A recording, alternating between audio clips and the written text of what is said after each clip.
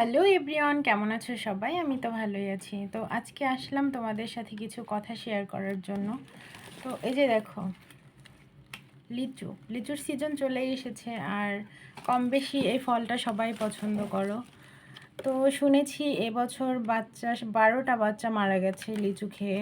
লিচুর বিচি গলায় আটকে 12টা বাচ্চা মারা গেছে। আর শ্বাসনালীতে লিচু চলে গেছে, তারপরে মারা গেছে। প্রতি বছরই প্রায় 10 থেকে 12 জন শিশু এই লিচু খেয়ে মারা যাচ্ছে। তো তোমরা অবশ্যই বাচ্চাদের হাত দিয়ে ছুলে তারপরে খাইয়ে দিবে, কারণ হচ্ছে বাচ্চারা তো একা একা খেতে পারে না।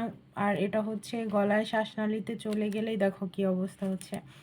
তো আমি এজন্যই আসলাম যে তোমাদের জন্য একটু শেয়ার করি যে এই ফলটা যতটা সুস্বাদু, যতটা খেতে টেস্টি, ততটাই বিপজ্জনক। অবশ্যই তোমরা একটু সাবধানে থাকবে, আর সাবধানে বাচ্চাদের রাখবে, যাতে ওরা এই দুর্ঘটনা থেকে বেঁচে যায়। ভালো থেকো সবাই।